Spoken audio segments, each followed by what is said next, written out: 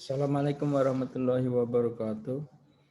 Anak-anak sekalian, mahasiswa mata kuliah metodologi penelitian, pada kesempatan kali ini kita akan mengupas tentang metode penelitian kuantitatif dan kualitatif dan perumusan masalah. Mungkin kalau Anda ikuti dari pertemuan pertama hingga pertemuan yang ini, barangkali ini sudah terlalu jauh melangkah, tapi itulah Anda sebagai mahasiswa punya kewajiban khusus, yaitu untuk bagaimana berakselerasi terhadap perkembangan yang ada.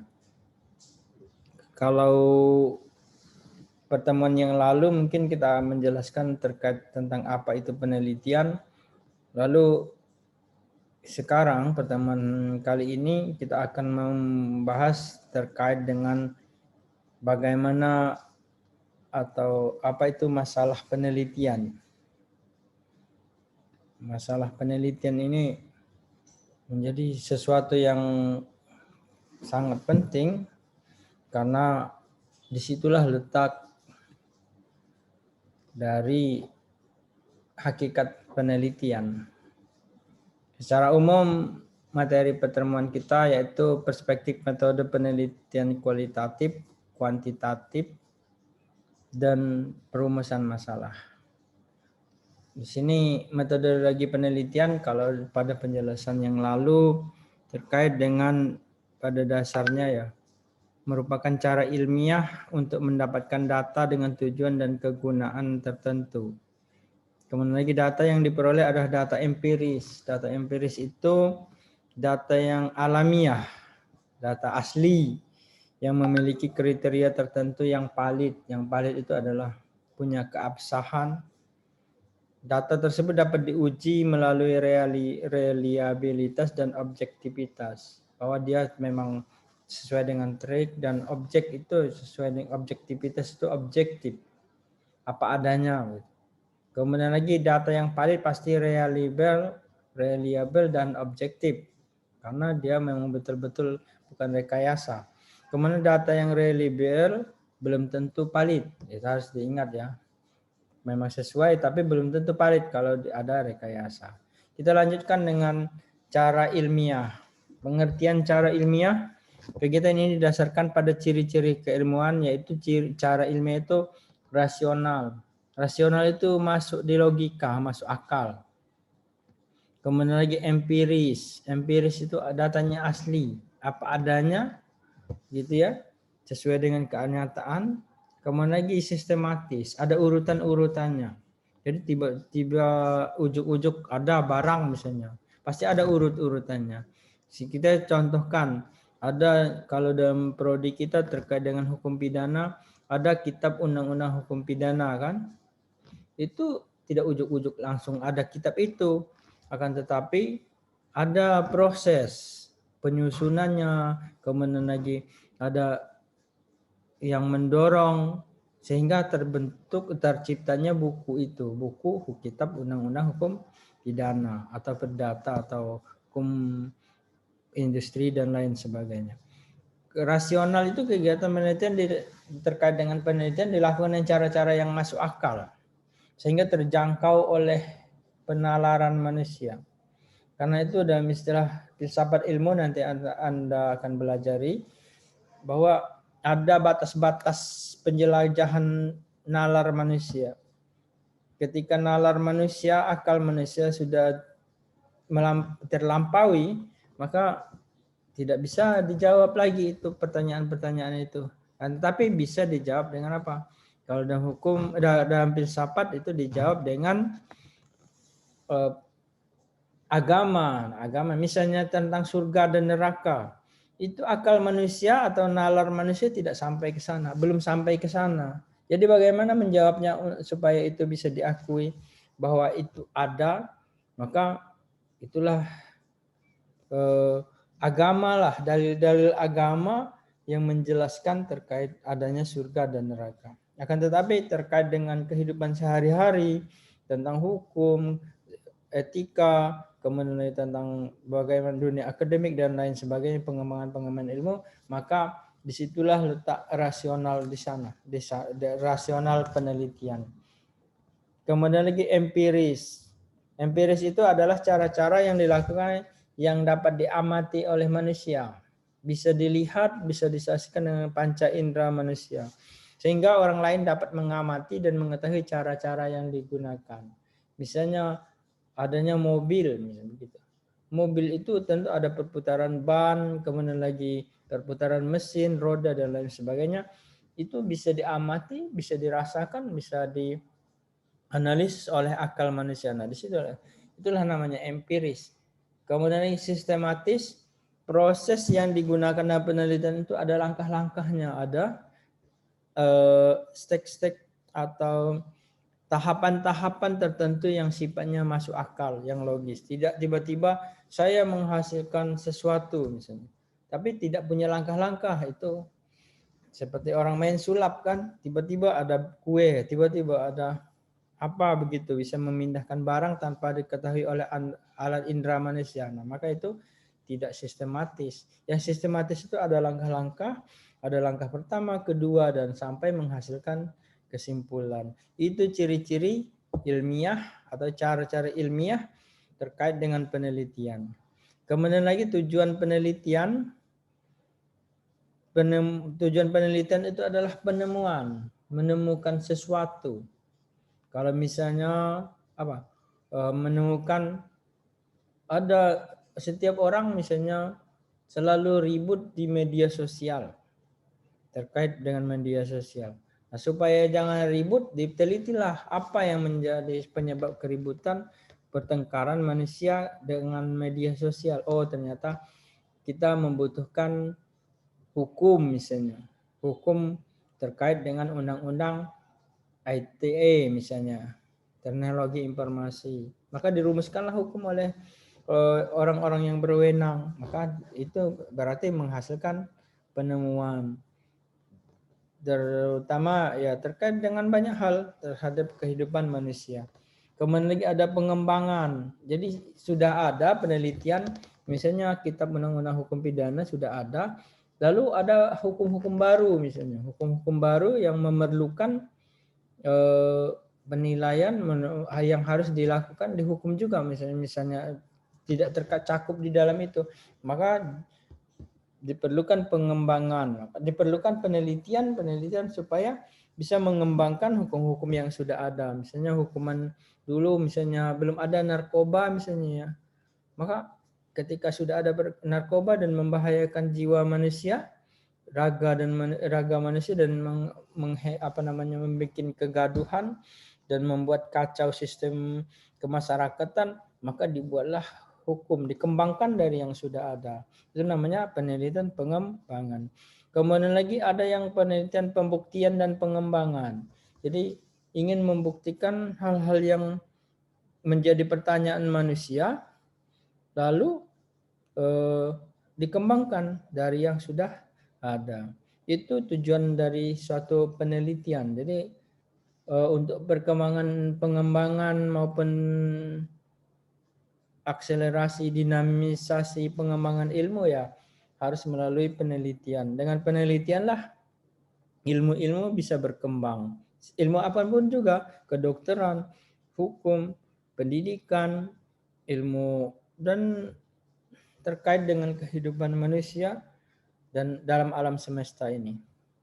Kemudian lagi kegunaan ya, penelitian itu adalah untuk memahami fenomena yang ada, kejadian-kejadian yang ada. Kemudian memecahkan maksudnya memecahkan berbagai permasalahan yang dihadapi oleh manusia dan lingkungannya dan dalam kehidupannya, sehingga terpecahkan, dan penelitian membantu memberikan jalan keluar atau solusi.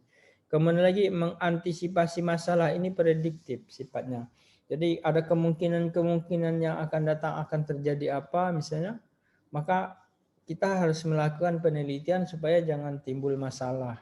Misalnya apa?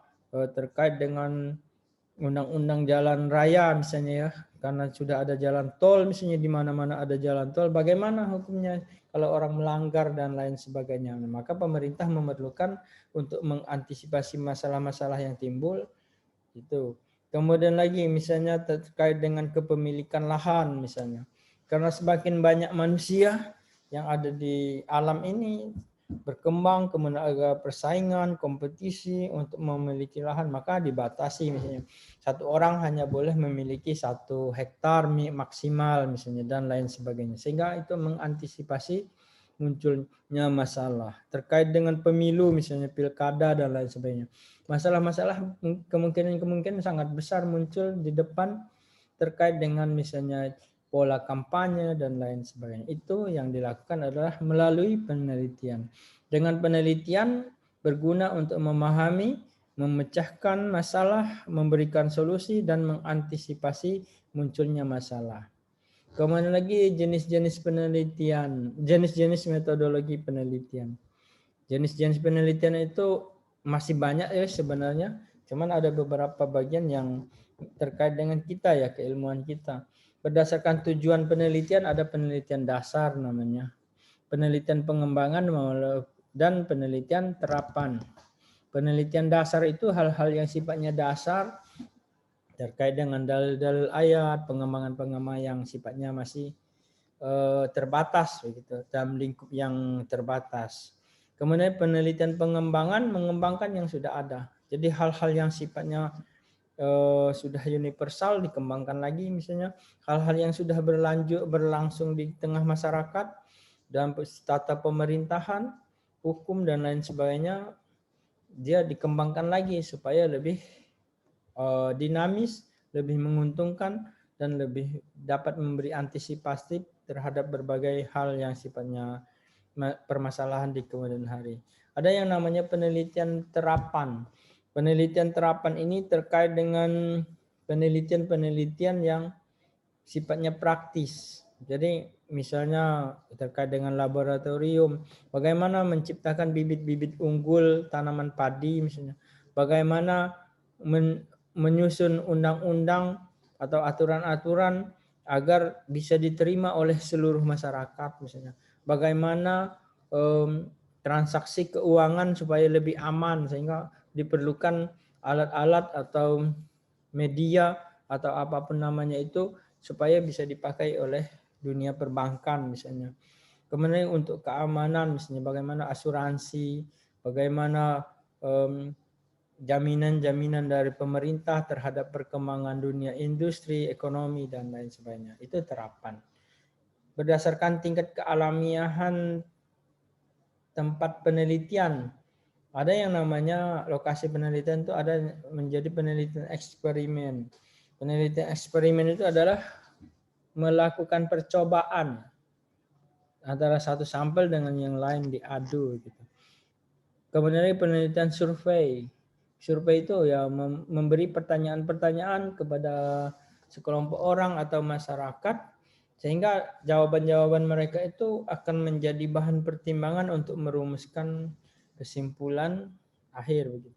Survei itu boleh jadi melalui kuesioner, boleh jadi melalui wawancara atau pertanyaan-pertanyaan singkat via telepon, media dan lain sebagainya. Kemudian lagi penelitian naturalistik.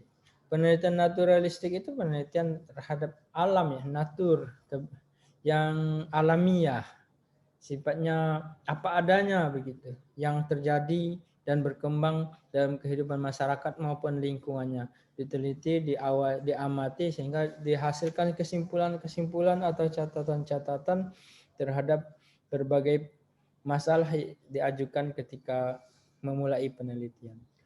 Kemudian lagi hubungan antara penelitian dasar, penelitian pengembangan dan penelitian terapan.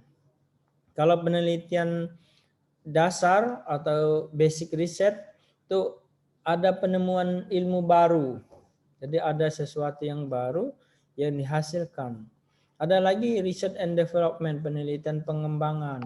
Ada penemuan, pengembangan dan pengujian produk. Jadi ada menemukan sesuatu atau mengembangkan sesuatu atau menguji produk yang sudah ada.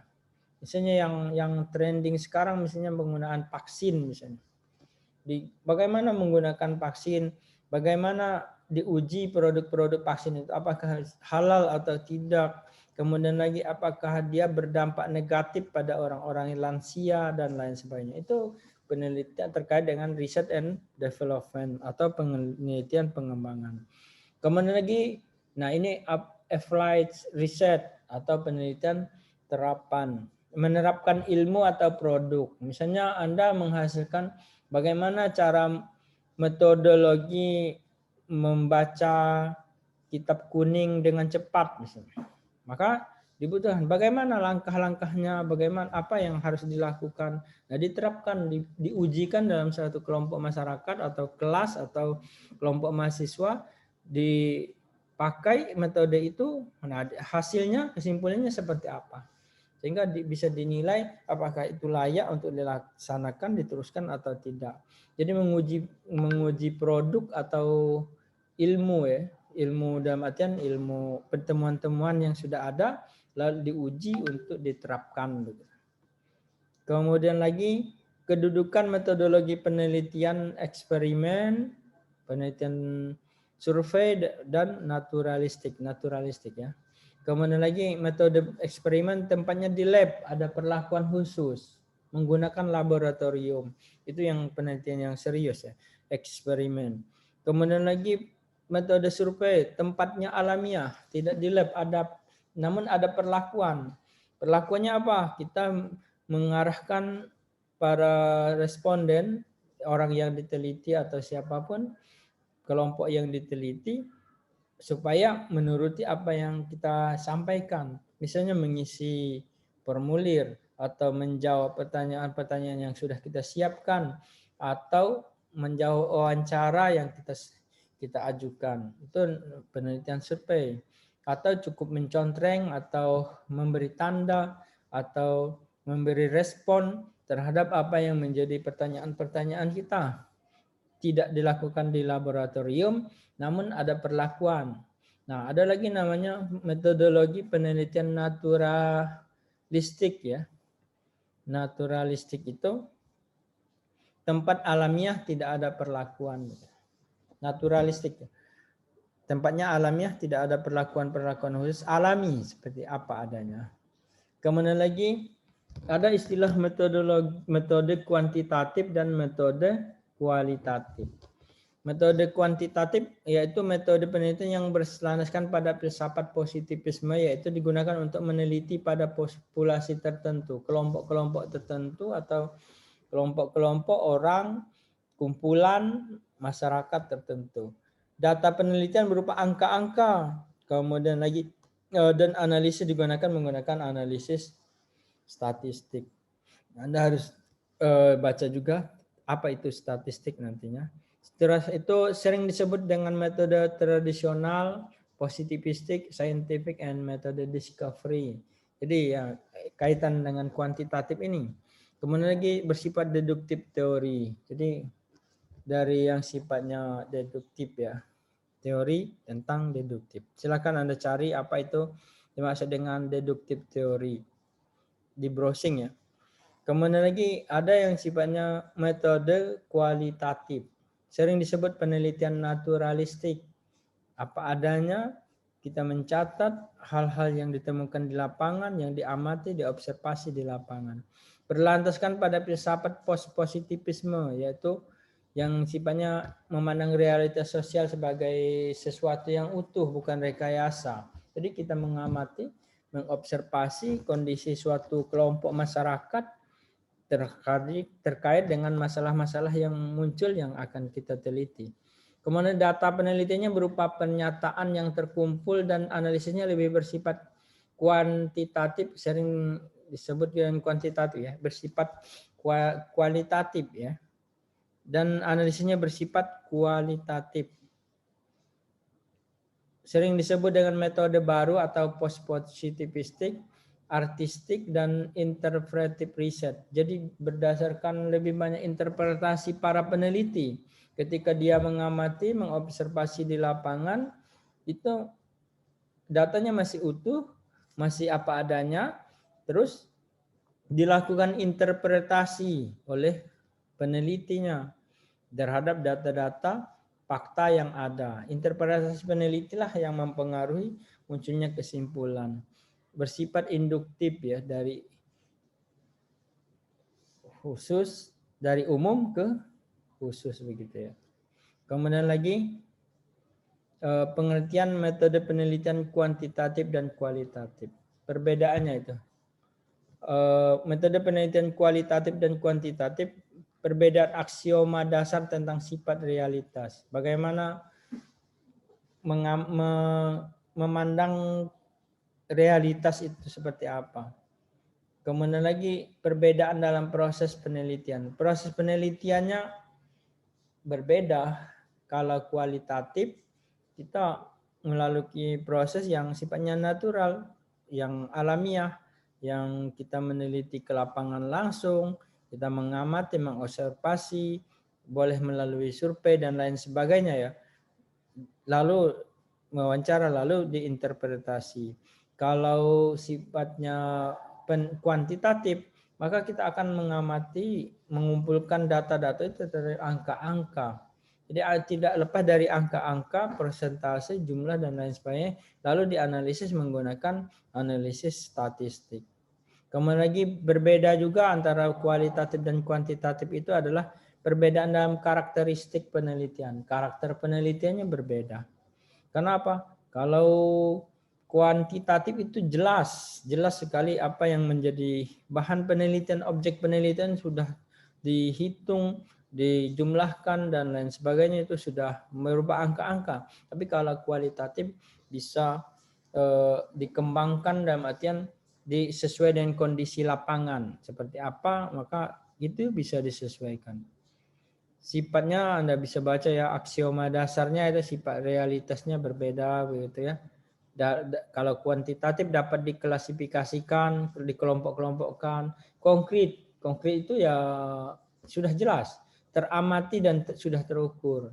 Kalau kualitatif ganda itu mendua ya.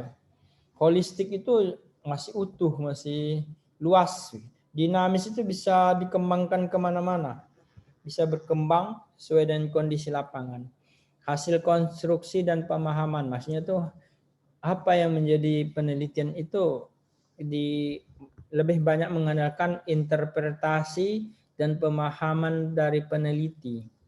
Jadi kalau misalnya peneliti punya keterbatasan terkait dengan apa yang menjadi objek penelitiannya, itu akan menjadi masalah.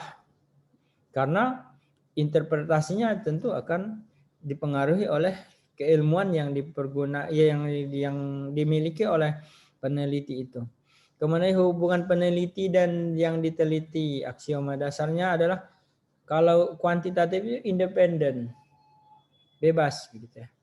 Supaya terbangun objektivitas, dengan dia harus keluar dari lingkaran yang diteliti. Dia harus sifatnya independen, tidak memihak dan lain sebagainya.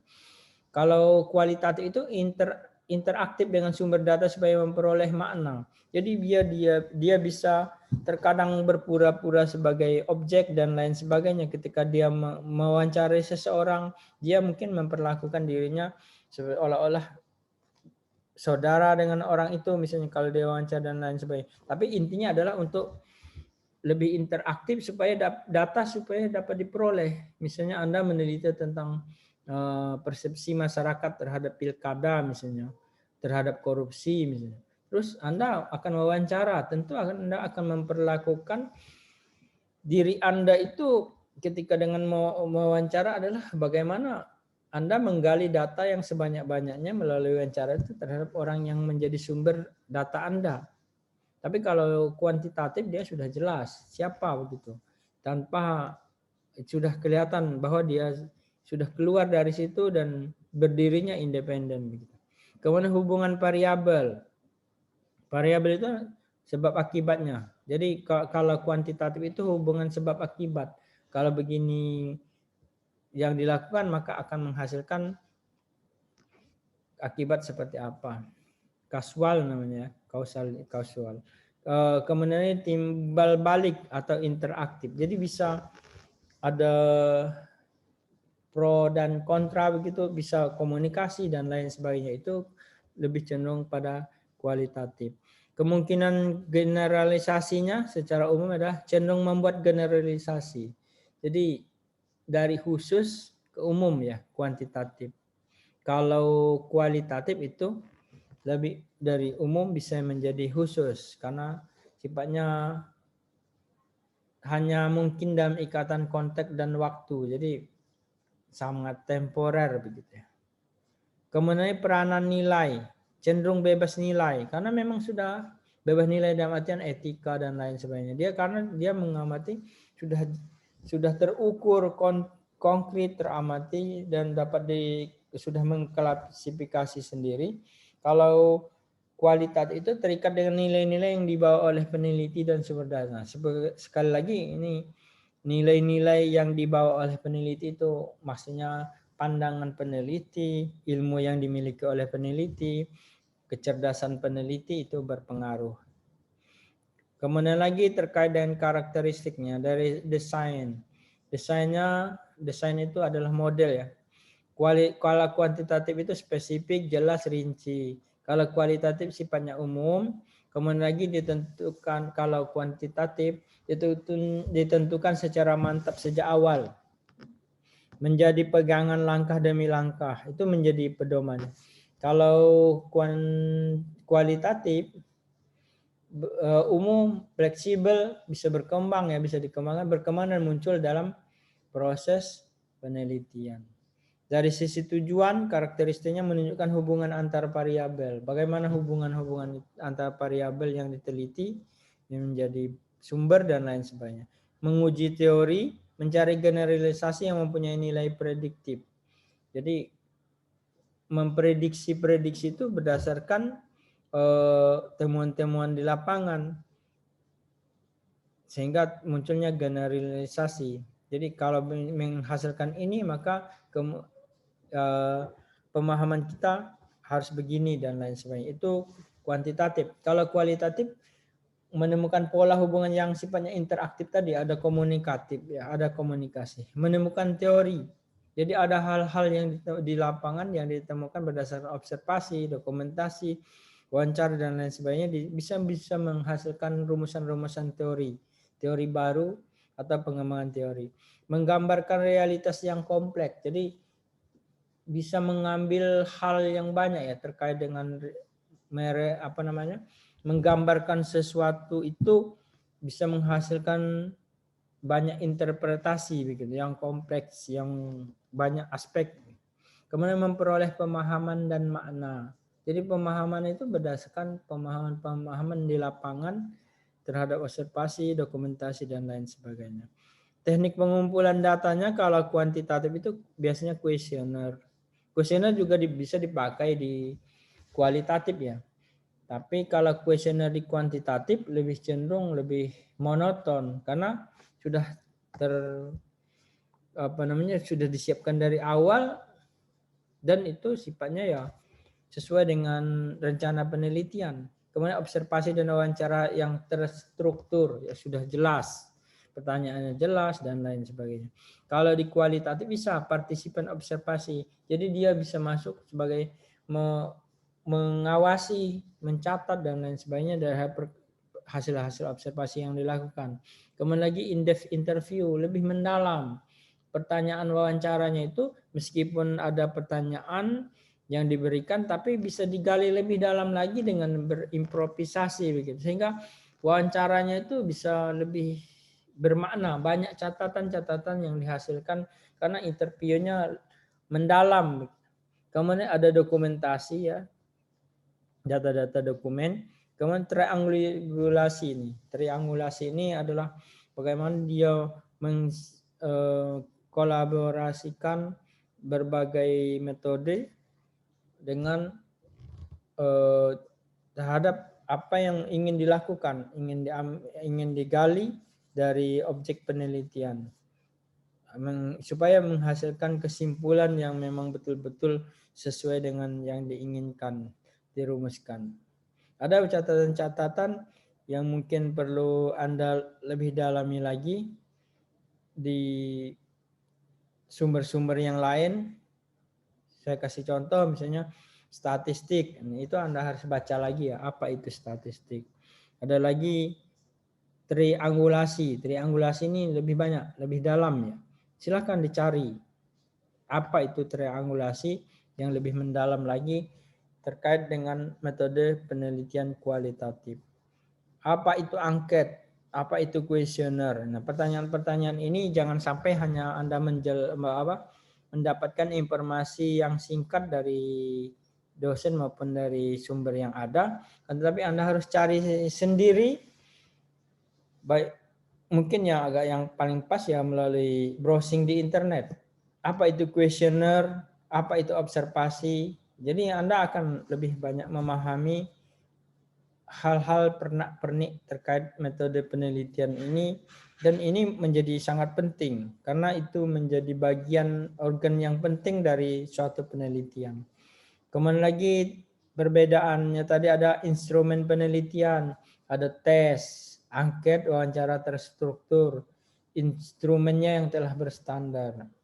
Kalau metode kualitatif itu peneliti sebagai instrumen. Jadi peneliti itu bisa menggali dengan berbagai cara, meskipun tidak dituliskan melalui wawancara, observasi dan lain sebagainya. Bisa dia mencatat, dokumentasi dan lain sebagainya, sehingga intinya dia menghasilkan sesuatu yang terkait dengan tujuan penelitian itu dengan berbagai metode.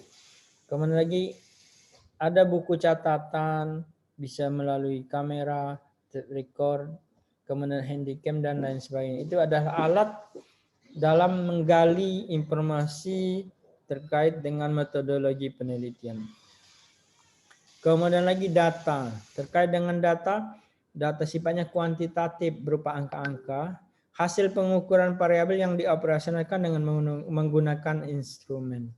Kemudian lagi kalau kualitatif, deskriptif kualitatif. Deskriptif itu adalah bagaimana menggambarkan sesuatu itu apa adanya begitu. Realistik ya. Kemudian lagi dokumen pribadi, catatan lapangan, ucapan dan tindakan responden dan dokumen dan lain-lain. Itu menjadi bagian penting dari metode penelitian kualitatif. Jadi sampai di sini Anda bisa memahami terkait dengan berbagai hal pernak-pernik terkait dengan metode penelitian kuantitatif dan metode penelitian kualitatif.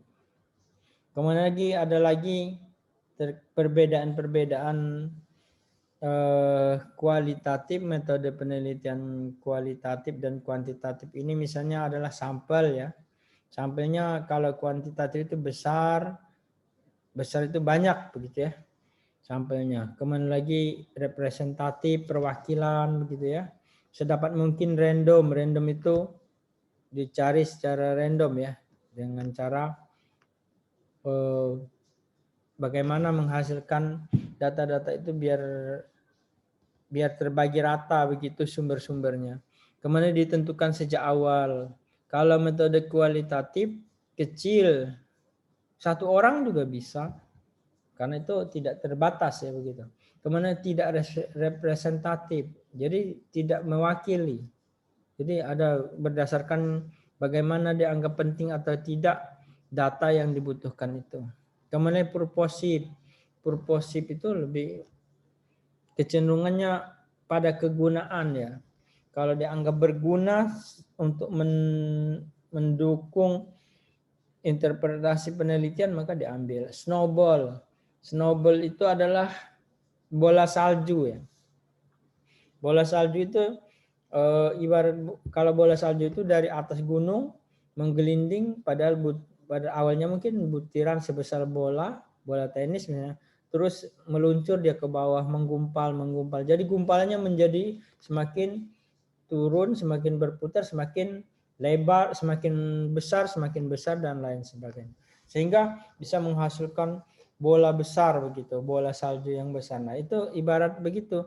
Jadi Anda menggali data misalnya pada satu orang, lalu orang itu menyatakan bahwa sebenarnya informasi ini yang lebih luas lagi, lebih banyak lagi ada pada bapak yang itu misalnya. Anda harus cari lagi ke sana. Terus dari bapak itu ternyata masih ada informasi lagi. Anda harus cari lagi. Terus melebar dan akan berhenti di saat Anda menyatakan bahwa itu dirasa cukup sebagai data.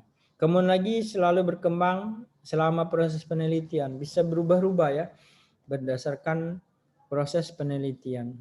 Dari sisi analisis setelah selesai pengumpulan data, deduktif, menggunakan statistik untuk menguji hipotesis. Kalau kualitatif terus menerus sejak awal sampai akhir terus berubah, berkembang dan lain sebagainya. Sifatnya induktif ya. Kemudian mencari pola dan model, tema dan teori. Jadi bisa menghasilkan hal-hal yang berkembang sesuai dengan kondisi yang terjadi. Hubungan dengan responden ya dibuat berjarak bahkan sering tanpa kontak ya kalau kuantitatif. Kedudukan peneliti lebih tinggi dari responden, maksudnya peneliti itu ya pada posisi yang jauh berbeda dengan yang diteliti. Kepentingan peneliti ya untuk mendapatkan data melalui survei, melalui kuesioner dan lain sebagainya. Jangka pendek sampai hipotesis dapat dibuktikan selesai. Kalau itu kualitatif itu empati, akrab supaya memperoleh pemahaman yang mendalam. Jadi ada wawancara yang mendalam, kemudian ada komunikasi, kedudukan sama ya. Peneliti memperlakukan dirinya harus sama dengan yang diteliti sehingga ada sifat empati begitu supaya data yang dicari itu bisa keluar ya, bisa disampaikan, bisa diperoleh. Kemudian lagi jangkanya lama sampai datanya jenuh.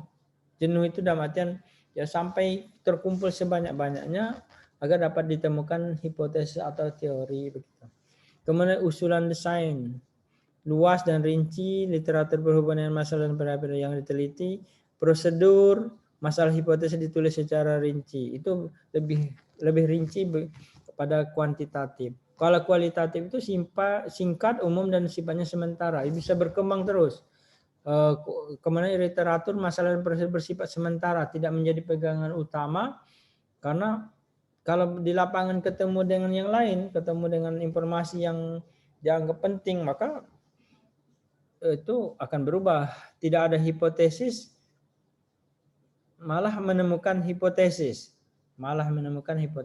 Jadi hipotesisnya ketemunya ketika sudah berjalan begitu.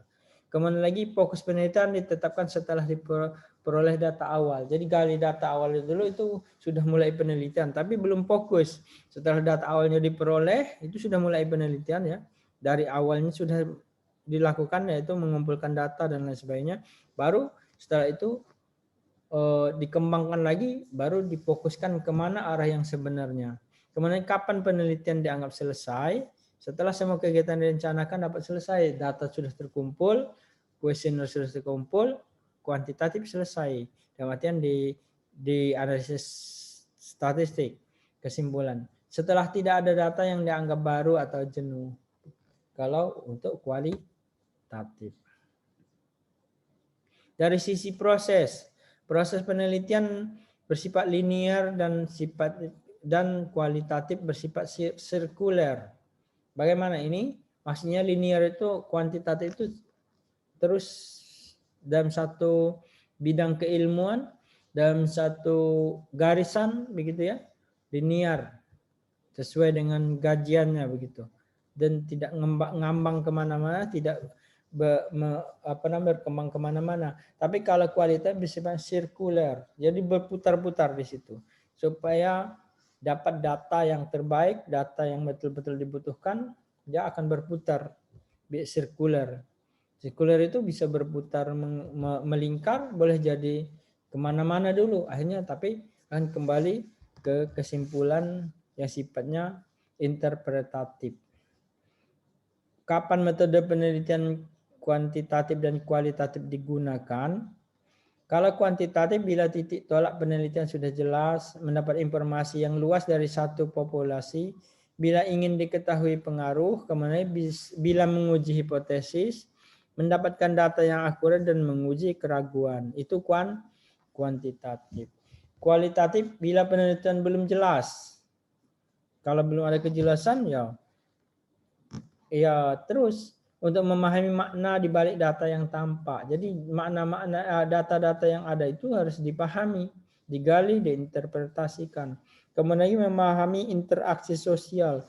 Bagaimana interaksi sosial terhadap orang-orang yang menjadi fokus penelitian kita. Memahami perasaan orang lain ya, pastinya tuh ketika kita mewawancarai bagaimana dia mengekspresikan itu perlu dicatat juga. Kemudian mengembangkan teori-teori yang sudah ada itu dikembangkan secara luas begitu ya, supaya bisa menghasilkan teori-teori baru atau mengembangkan teori-teori yang sudah ada. Memastikan kebenaran data ya, data itu harus dipastikan dengan berbagai cara, misalnya dikonfrontir dan lain sebagainya. Kemudian lagi meneliti sejarah perkembangan, dalam artian diteliti itu perkembangannya. Jadi kenapa harus muncul data begini, maka latar belakang data, kemunculan data itu juga perlu diketahui itu dari sisi kualitatif. Penelitian itu dilakukan dengan tujuan untuk memecahkan masalah. Ini yang paling penting. Ini terkait dengan masalah penelitian. Penelitian dilakukan dengan tujuan untuk memecahkan masalah. Kalau tidak ada masalah, tidak diperlukan penelitian. Itu kata kuncinya. Kata kunci yang paling mendasar terkait dengan penelitian adalah penelitian adalah untuk memecahkan masalah. Karena itu apabila tidak ada masalah, maka tidak diperlukan penelitian. Bahwa baik penelitian murni maupun terapan semuanya berangkat dari masalah. Hanya untuk penelitian terapan, misalnya hasilnya dapat digunakan untuk membuat keputusan. Jadi setiap penelitian, saya garis bawahi, harus selalu berangkat dari masalah. Bila dalam penelitian telah dapat menemukan masalah, maka pekerjaan itu sudah 50% selesai. Apa itu masalah? Masalah, cara mencari dan menentukan masalah ya. Terdapat penyimpangan antara pengalaman dan kenyataan. Jadi masalah itu adalah ada penyimpangan dari sesuatu yang biasa begitu. Ada penyimpangan dari sesuatu yang terjadi yang biasa. Terdapat penyimpangan antara apa yang telah direncanakan dan kenyataannya. Kenyataan rencana begini, kenyataannya berbeda misalnya. Padahal kita memprediksi bukan begitu kenyataannya. Ternyata yang muncul yang nyatanya begitu. Nah, itu berarti masalah. Kemudian terkait data-data yang lain adalah ada pengaduan, ada gejolak ya dari masyarakat atau dari kelompok sosial atau apa, itu ada pengaduan, berarti ada masalah. Ada kompetisi, nah di situ ada perlombaan orang. Ada misalnya untuk mendapatkan sesuatu yang orang itu banyak merebutkannya, tapi jatahnya cuma sedikit misalnya, maka muncul kompetisi. Misalnya jadi kepala desa, yang kepala desa itu cuma satu, tapi orang banyak yang menginginkan, maka itu berarti masalah. Masalahnya apa? Bagaimana untuk mendapatkan jabatan itu oleh salah satu di antara sekian banyak orang. Kemudian rumusan masalah, Anda bisa baca sendiri, sifatnya rumusan masalah deskriptif, kemudian rumusan masalah komparatif, kemudian ada yang sifatnya rumusan masalah asosiatif. Ini bisa di Anda baca sendiri nanti di materi yang saya sampaikan. Kemudian lagi untuk tentang perumusan masalah penelitian, Anda bisa browsing di channel YouTube terkait dengan untuk memperkaya terhadap penjelasan-penjelasan yang telah saya sampaikan. Saya kira itu untuk sementara perkuliahan kita. Silahkan lebih lanjut untuk membuka link YouTube yang ada dalam materi yang telah saya sampaikan di kolom materi di e-learning ya. Terima kasih. Assalamualaikum warahmatullahi wabarakatuh.